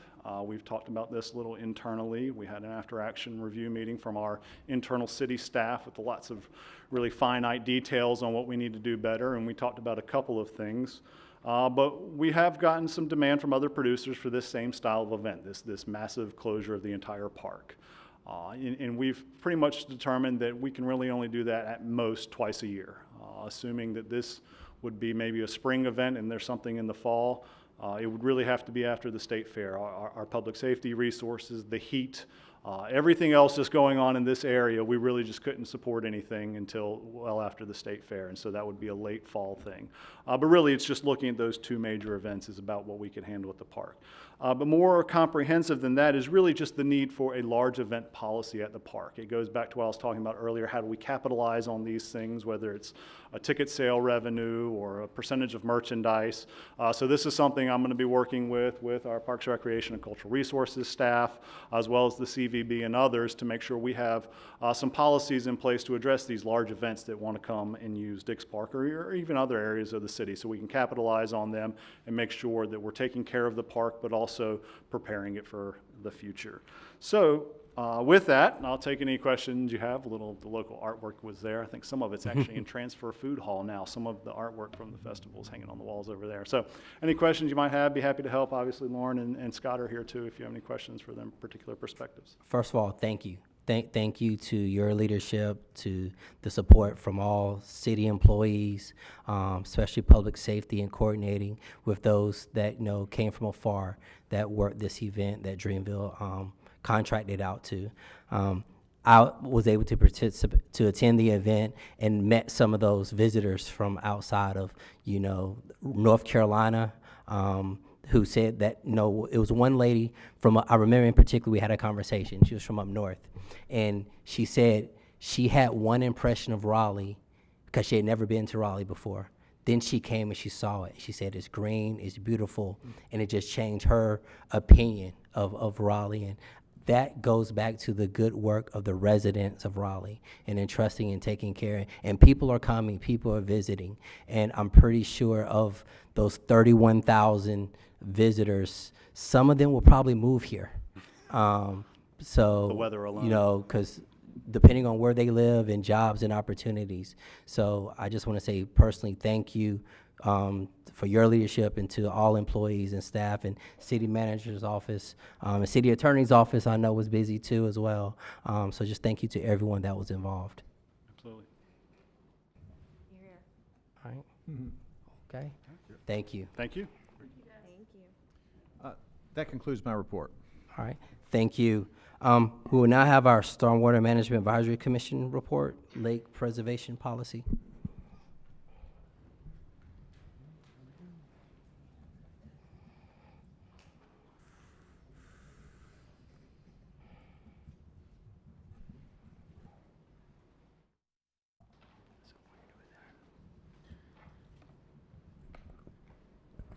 Matthew Starr, Chairman, City of Raleigh Stormwater Management Commission, Mayor Pro Tem, Council.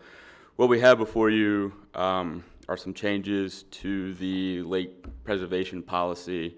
It's pretty straightforward. Most of the policy is kept intact. What has changed and unanimously approved during SMAC is to allow staff a little flexibility within these projects, which would allow them to do restoration projects or change it into a stream and pond feature, or whatever the staff feels best is for the community and for the environment, instead of just having a strictly lake preservation policy. Staff's here to answer any questions. I'm here. There's a little short presentation if you're interested. I have a couple questions. I guess I'm unclear about what the ramifications of the policy are. For example, right now we're doing a restoration on the lake at Durant Nature Park, and I've had residents contact me that are concerned that the lake might go away, and I'm wondering under what conditions would something like that happen? Yeah, I'll ask staff from Stormwater Management to respond. And after you respond, could you actually go through the presentation? I would recommend we go through the presentation. That may help Mr. Cox's question as well. Okay.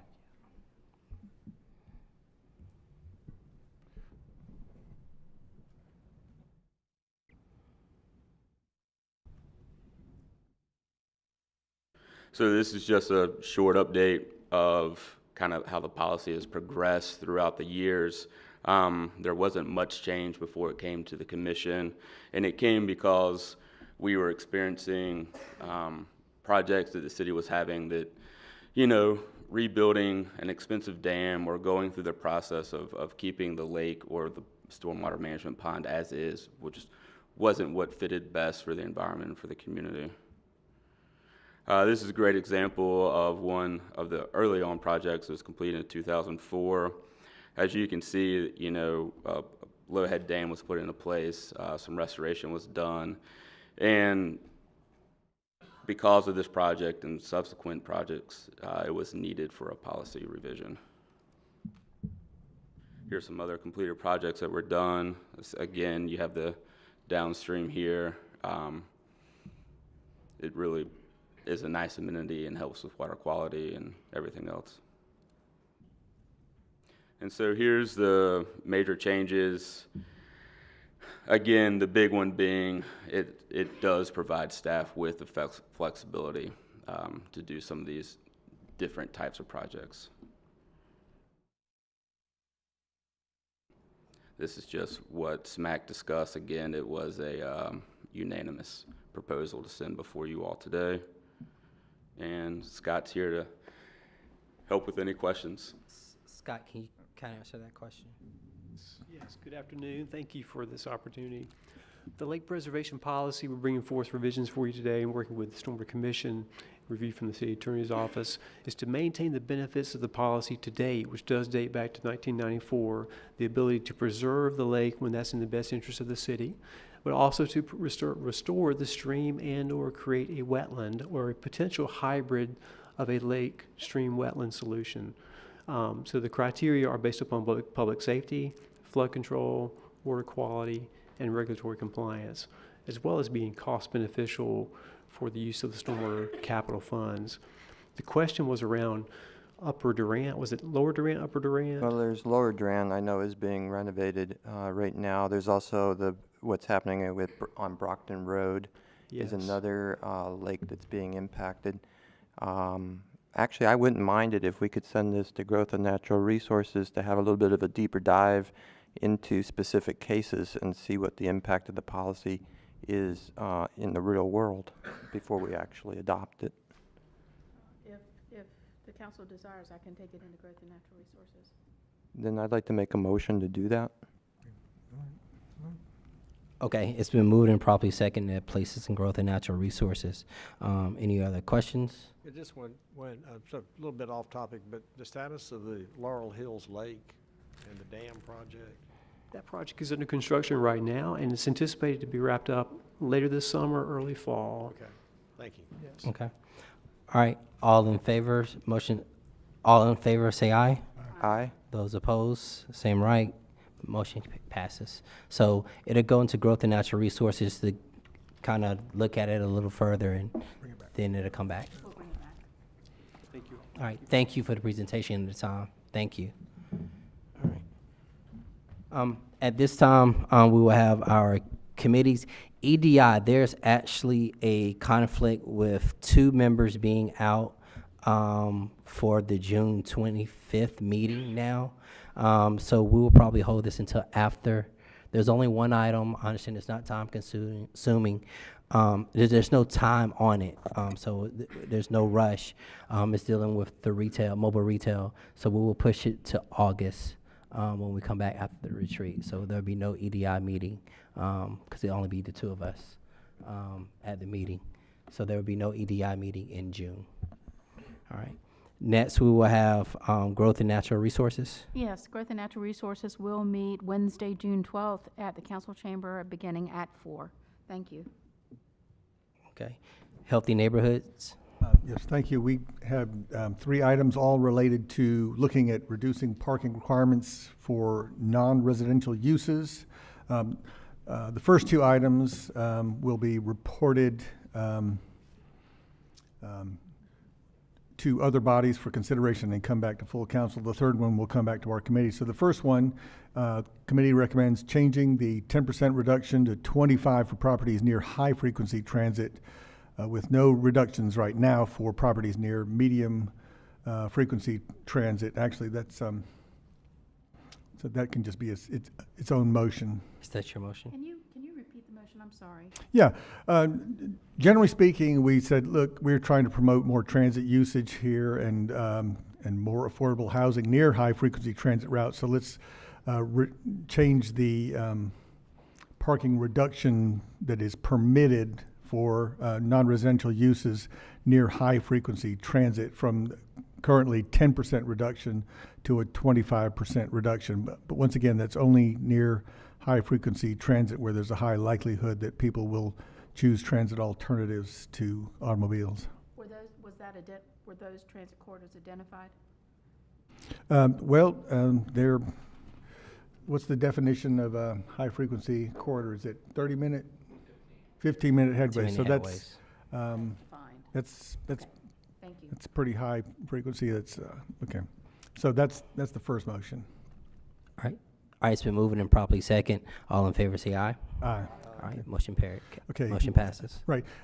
Then, of course, we also have work going on in TOD overlays. And so rather than trying to take up a consideration of non-residential uses there where they're already going to be considered in a larger TOD overlay planning process, we just reported those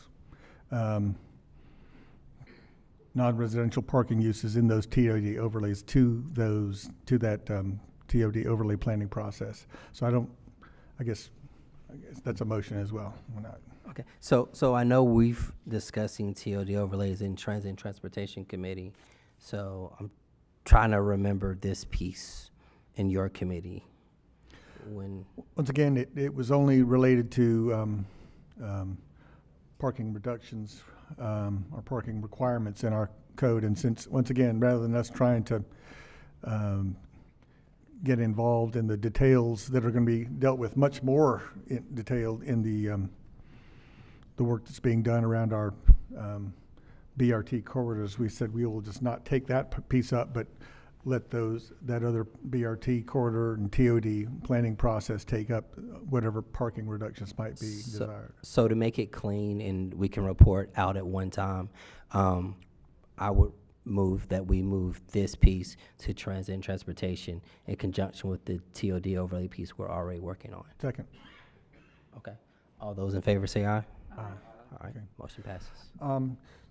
So the second item, obviously we have an interest in reducing stormwater runoff impacts, and in the past we've had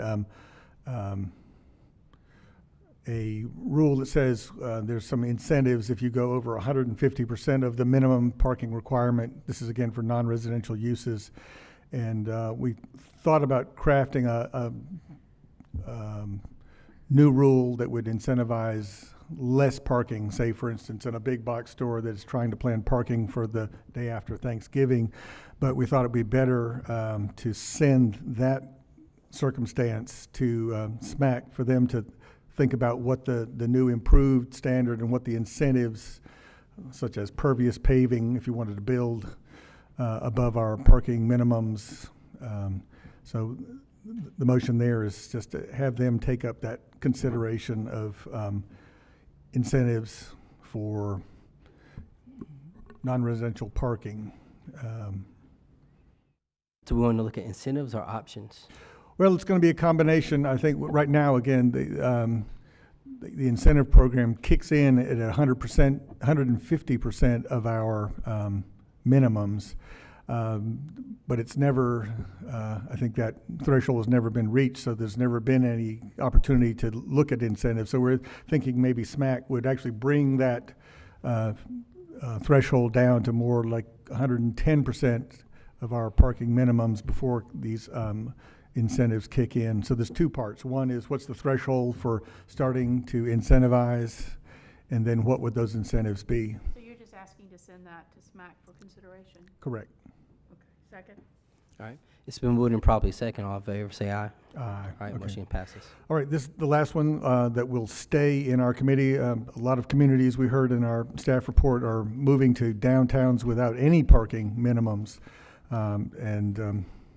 It seems like Raleigh and Charlotte are the outliers in that, but still there are concerns in the community about eliminating those minimums. And so we thought the best way to approach that was to first get feedback on the idea of reducing or eliminating the parking minimums for non-residential uses downtown from DRA, and then have that item brought back to us. So that's a motion. So you just want to keep this in your committee? Right, after we get feedback from DRA about whether we need to change, again, our downtown parking minimums or eliminate them entirely. Okay. 'Cause I don't think we need. Is that both for residential and non-residential? Downtown is. This is for non-residential uses. Could we expand that to include Well, residential? it wasn't the way it was assigned to our committee, but maybe staff had some comments about holding up some of the residential parking discussions until we had some further non-residential parking discussions. Did I misunderstand that? Okay, so answer is no, only non-residential for right now. Okay. So we don't want to entertain residential? Well, I guess we could direct DRA to look at both if you want to. I mean, it's hard to separate them in some ways. Well, yeah, I'm just kind of curious. I mean, like, for example, if for downtown in particular, what distinguishes residential from non-residential if you got a building that has both? Right. What if we just say it's downtown district? Right. All right. Downtown district parking record, and because it's a downtown district, so say residential, non-residential, how do you classify that if someone's living in one of the, condos off of Favor Street? Right. Where you have non-residential use on the bottom floor. Yep. No, I agree. This item just got. What is the goal we're trying to achieve? We are trying to make it less expensive to develop and incentivize transit uses, and disincentivize the expense of building more parking if we don't need to. If we can come up with more intelligent shared parking or alternatives to single occupant vehicles downtown. So I don't disagree with any of that, but I get a lot of calls from people who run businesses downtown smaller businesses, that we don't have adequate parking right now for them to be able to have employee parking. Right. Or encourage people to come to their buildings to lease them. So I think it's a broader discussion as it relates to business versus residential. Though I agree they're both downtown issues, they do seem separate to me in terms of providing enough parking so that people who run businesses downtown have the ability for employees who don't have an option to other than a car. Right. Well, interestingly, it cuts both ways, because in the report, what we heard was that in Durham, when they eliminated downtown parking minimums, that allowed other smaller projects to move forward that might not have otherwise if they had been required to provide parking. So it cuts both ways, but I think that's why the idea was, let's send it to DRA, because they get to hear from all the stakeholders. Sure. So then maybe the amended motion is that we'll send it to DRA to come back to our committee, but look at residential and non-residential and give us some guidance about whether we need to amend our downtown parking minimums. That sounds reasonable. Okay, is that a second? Second. All right. Okay, we have a motion that's been moved and properly second. All in favor, say aye. Aye. Those opposed have the same right. So Motion carries. Motion for just non-residential, was it non-residential? Both. Residential and So non-residential. downtown parking. Okay, right. So- Let me make sure I'm following you on that. On the very first item, the first paragraph was approved. Yes. Yes. The second paragraph went to transit and transportation. Yes. Yes. The stormwater management item went to stormwater management. And comes back to full council. Right. And then the last part, you're retaining it in committee to get a report from DRA on residential and non-residential. Correct. That's it. Okay. I have one more item. And that is the next meeting of the Healthy Neighborhoods Committee. Due to scheduling conflicts, the committee will not meet at its regular time of Tuesday, June 25th, but will meet instead on Monday, July the 1st in council chambers at 4 p.m. Thank you. Okay. Transit and Transportation has nothing to report out, but our next meeting will be June 20th at 3 o'clock in 305, unless the chamber's available. So we'll let Word know once I know which is available. So, all right. Thank you. That now leads us to council concerns, and I'm gonna do it different. Councilman Mondale, you're first. Thank you. I just have one thing. On June 15th, I'll be having a District E community meeting. So that's Saturday, June 15th at 10 at the Laurel Hills Community Center. And we'll have a staff member talking about stormwater management. Councilman Thompson. Okay, thank you, Mayor Pro Tem. Also, and thank you for mentioning at the beginning of our meeting, our thoughts and prayers do go out to all the folks at Virginia Beach and for the folks that lost family members there. Some information on RDU. I was going to give this last time, but I had to leave before the meeting was finished. So in Terminal 2, we have added 2 more TSA screening lanes to better serve our increased passenger volume. In 2018, over 7.2 million passengers were screened. And this multi-million-dollar expansion was done to speed up the process and cut down on the anxiety of folks about to miss their flights. And it still suggests that you arrive 2 hours early before your flight to be safe. And then on May 13th of this year, a new record passenger count was set, and that was 26,500 passengers came through our gates. In April of next year, we'll be activating 4 new gates in Terminal 1 at a cost of over $15 million. And adding a new security checkpoint when we move Spirit, Frontier, and Allegiant over to Terminal 1 to join Southwest Airlines. We will also be adding a new restaurant, the Raleigh Brewing Tavern, to Terminal 1 to better serve our increased passenger volume. Thank you. Thank you. Nothing to report, thank you. All right. Only thing I have to report is that the District C meeting will be June 22nd, same place, 1214 East Lenoir Street, starting at 9 a.m. And we end on time, 11 a.m. No report. So I want to take a minute and kind of note that we're witnessing the growing mental health crisis affect us here in Raleigh. And unfortunately, our Raleigh police officers are oftentimes the front line in responding. And over again, our officers respond to calls for help, sometimes without knowing what they might find when they show up. And I think it's our responsibility to make sure our officers are best equipped to manage all situations, which includes an individual who's experiencing a mental health crisis. After talking to staff, I understand that our participation in the One Mind campaign ensures that our officers are receiving mental health training, includes crisis intervention training. While there is no overnight fix for solving these challenging issues, I'd like to help show the City of Raleigh's commitment to being a well-trained organization by asking staff to provide a report that includes a timeline for having all RPD officers receive crisis intervention training. Is that a motion or? Sure. Second. Okay. Repeat the actual motion part again. Yes. I'm asking, for a report that includes a timeline for having all RPD officers receive crisis intervention training. We don't normally have to have a motion to get a report. Yeah, do we? for a I don't think report. so. I think it was this.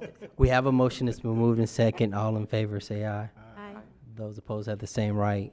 Motion carries. Thank you. And as Chief shared earlier, June is Gun Violence Awareness Month. I will be out there. I'm sure there will be others out there on Saturday, June 8th, with Moms Demand Action and Students Demand Action. So I just want to invite all of our residents out to Chavis Park this Saturday from 11 to 2 to recognize this month-long event. And thanks to Chief and others, make sure you wear your orange. That is all. Thank you. Thank you. Okay, I recently met with residents of the News Crossing neighborhood off of Mitchell Mill Road. They are interested in requesting sidewalks for their neighborhood. Looking into this, I learned that the neighborhood streets in News Crossing are maintained by NCDOT. The neighborhood is fully inside Raleigh city limits, and the neighborhood streets are built with curb and gutter but have no sidewalks. Because the streets are state maintained, our current policy does not allow the city to accept requests for sidewalks. However, we are always building or improving state roads and adding sidewalks. Examples include Falls of News Road, Leesville Road, Atlantic Avenue, and Capitol Boulevard. So what I want to do is ask that we reconsider this policy and allow requests from citizens for sidewalks for their state-maintained neighborhood roads. Doing so would not change the status of the road itself. Sidewalks would, however, be maintained by the city, but this is what currently happens with all of our sidewalk projects. So I would like to move that we change our policy to allow residents to request sidewalks for their state-maintained neighborhood streets. Can I get some clarification? Does that, so I have one pause because there are some state streets that don't currently have curb and gutter. This would be for streets that do have curb and gutter, that meet our standards. Okay. What? So, Go ahead. So I have a couple of questions. Nobody, I think here doesn't agree that streets and connectivity, sidewalks are important, but our list for the streets that exist currently in the city of Raleigh, as we heard recently, is a 2-year or 3-year backlog. If we take this additional approach, we are going to add further to our backlog. Well, And my question is, do but we it's a have to- question of fairness, though. I mean, these people should be treated as, and be allowed to request a sidewalk project and have their sidewalk project prioritized along with all the others. I'm not suggesting it's not about fairness, David. I'm suggesting, do we have an agreement with NCDOT as it relates to whether or not this is possible? Well, it must be possible because, we just got done putting sidewalks on Capitol Boulevard, for example. So did you say this is in the city limits or not? Yes, these are in the city limits, yes. It isn't city limits. Yeah, and this same thing for the Leesville Road widening project. It's a state road, but we're planning to do improvements there that include those sorts of things. So all I'm doing is asking that they be allowed to make the request. Of course, we would have to work with NCDOT to make sure that we could honor that request, but at least by changing this policy, they have the opportunity to make the request. I have one other question. Okay. Do we know what the overall, I know this is one project in particular, but do we know what the overall impact would be that what other state streets that are in the city limits that Well, this would open up to? Eyeballing the map, it didn't look like we have that many streets in the city that are neighborhood streets that are state maintained. All right. Can we get that report back Sure. first and then consider this motion? If that's what you want to do, sure. And just for clarification, these streets that you're speaking about, they do have curb and gutter on them? Yes. Okay. Yes. So David, you're just asking for them to be treated the same as every other person within the city City limits limits. that has a petition for sidewalks? That's correct. Okay, I Mhm. got it, thank you. Okay. So I guess if we can just get a report back on what other streets may fall in this category so we can get an idea, because we're looking at the request is a policy, overall policy change, and I just want to get an idea of the overall impact, and then we can kind of go from there. And if you want to, we can have the report come back to the Transit and Transportation Committee, or do you want to come back to the full council? I don't think it's that complicated. Okay. I think we can have it just come back to the full council. Okay. And just have it come back to the full council. Is that fair? Just in Any terms of objection? fairness, I think Mr. Cox is asking for they to be treated the same. Right. So just, I just want to Sooner know than later. how many others would fall under this as well, so that when we make this request, we can also look at our monetary impact. So, I think the problem I have with that, though, is that we would be saying that there would be a certain class of citizens in this city that cannot even request the sidewalks. And so I appreciate wanting to get more information. We definitely need to get that information, but fundamentally, from a philosophical level, I just feel all of our citizens within the city limits should have the opportunity to at least request the sidewalks. well, if you you made a motion, I never got a second, so I'll second it. it's been moved and probably second on his original motion. All in favor, say aye. Aye. Those opposed have the same right. Motion passes. All right, appointments. We're on appointments. I'm sorry, was that all?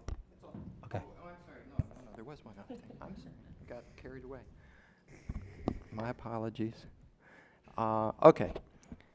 Last December, the Human Relations Commission met and voted to make a recommendation to council regarding police oversight. During that meeting, there was discussion about how to get on the city council agenda to present their recommendation publicly. As liaison to the Human Relations Commission, I suggested at that time to contact the mayor with the request. And at that time, it was decided to distribute the request via email rather than having the requests come from the HRC to the council table. For the record, I have always encouraged everyone who feels compelled to do so to present their ideas and concerns on any matter before council. My personal philosophy on this matter also extends to members of our boards and commissions. We appoint them in part to advise council on a range of topics and issues. In my view, if members of a board or commission want to report to council at the council table, then they should be permitted to do so, and we as a council should facilitate those opportunities. In general, I think we can do a much better job at receiving information from our boards and commissions. For example, each board and commission could be provided the opportunity to report directly to council every 3 or 4 months. Given time constraints, we could allow perhaps 5 or 10 minutes for these reports, with exceptions granted for lengthier items. Alternatively, individual members of boards and commissions could petition to speak before council just like any other citizen. However, I think doing so would be more of a spectacle and wouldn't be very efficient. So in the interest of better communications and relations with our boards and commissions, I want to put out there for today that we think about asking staff to find ways to facilitate opportunities for boards and commissions to periodically present their reports to council at the council table. And I would ask staff to bring back options on how that might happen. So, David, these report backs would be related to what we have approved as a work plan? yes. so we currently have, like, for instance, SMAC just presented. Right. So, The idea is to be able to extend that opportunity to all of our boards and commissions. I know I've had requests like from the Environmental Advisory Board that some of the members there would like to have that opportunity as well. Yeah, I think that's a good way to, to continue to promote citizen engagement by, we appoint citizens to serve on those boards and commissions, and giving them that opportunity, I think, makes sense. Right, but I know our Human Relations Commission comes at least every year and presents a work Right, plan. once a year. So, But this would just provide an opportunity to receive information on a more regular basis. okay, I think that's something as a council we can definitely talk about. So at this point, I'm only asking that staff bring back some options, not that we make a decision on this today. I'm not really prepared to, I've got to think about this, David. I'm not really prepared today to ask staff to do work that I'm not sure that I have a total understanding of. Okay, then how about I do this then, since we're not all in agreement of this, I'll just make a motion that we ask staff to bring back options to us to extend these opportunities to present to council by our boards and commissions. I'll second that. Wow, okay. It's been moved and properly second for a report. All in favor say aye. Aye. Those opposed say no. No. So 4-3. And it's not that I object. Or two, I I need time to, I need to think about it. What was the vote? I think it was 4-3. 4-3. You want the ayes or the nays? I voted no. And I voted no. And my reasons, because I think, I'm just hearing this, and I need more conversation and dialogue on it. And Okay. So I think as we talk about it, it's something that we can bring back. And Yep. Then I'll save it for July and I'll bring it back then. Well, don't save it, All discuss right. it. Okay. Well, we can Yeah. discuss in the meantime. There you go. Okay. Right, that's what I'm asking. Yeah, David. I have to- that's what I it's have to That's the think main about thing, it. I think, is a conversation, because this is the first I've heard of it, of that request, knowing that commissions do have opportunities and do present, and knowing that, we meet roughly 24 times a year with 22 commissions. Actually, I take it back, we only meet 22 times. So we'll have one commission every month. You still wouldn't get them all in but once a year. And honestly, some of the reports that we have gotten up have been almost 20 minutes long. And, for the essence of time, I think that could be, we need to consider that. Yeah. I So think we'll that discuss becomes it. more of the fuller conversation we need to have about how do we scope this and what's the goal, what are we trying to accomplish? So we just need to have a little more discussion about it. That's fine. All right. Appointments, Madam Clerk. Arts Commission, one vacancy. Councilmember Crowder nominated Judy. Is it Paymo? Payne, okay. And Councilmember Stewart nominated Josie Reeves. So that'll be on your next agenda. Appearance Commission, one vacancy, no nominees. Can I nominate somebody now? Sure. Yeah, I'd like to nominate William Dodge On appearance. on appearance.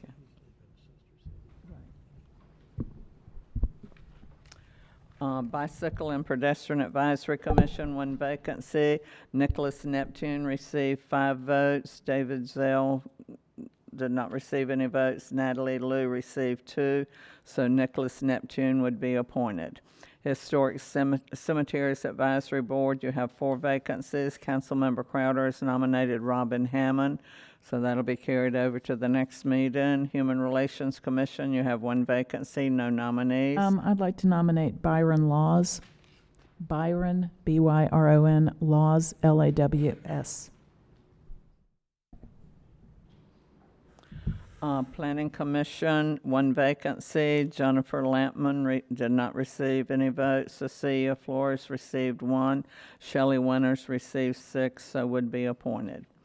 RDU Airport Authority, you have 1 vacancy. Nancy received 3. Seppi received 3, so that'll be carried over. Transit Authority, you have 2 vacancy alternate members, and there were no nominees. The next, under nominations, the Appearance Commission, the term of Chad Parker is expiring. He is eligible for reappointment as far as length of service and would like to be considered for reappointment. Motion to reappoint. I'd like to point out that he missed 50% of the meetings. And I'm going to go back to my normal thing that I say. if you're not there, you're not doing anybody any good. Okay, so I'll withdraw my, Thank you. I should have let you speak first. Okay. Also, in looking at that list, Ms. Gale, there's another person on there, Candace Andre. It looks like her term expired May the 5th of this year. That's the one that's on the vacancies, that's on the ballot. I see. Yes, her term has expired, but you haven't replaced her, so Gotcha. she has continued. Her term expired, but she hasn't been nominated, but she continues to serve until you replace her. Okay. Okay?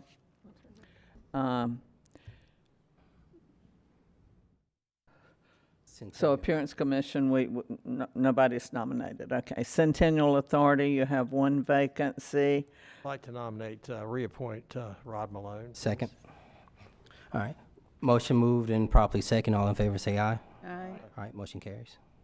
Historic Cemeteries Advisory Board, you have an additional vacancy. So technically, you have 5 vacancies, and at this point, you have 1 nominee. Okay. Historic excuse me, let me get to the next one. Raleigh Historic Development Commission. Can I just, the fact that there are 5 vacancies makes me wonder. Some of our boards and commissions actually send forward names to us, and it seemed like it would be helpful, perhaps, if we ask the current members to help us find some suitable people to fill some of those vacancies. And that is something that they are working on now. They are. Okay. During your, I'll take this time to give you just a brief update. During your retreat, you talked about the boards and commissions getting more members and this kind of thing. And I have been working on that and working with the various boards and commissions, and the ones that we see are not needed or the charge to them has been fulfilled.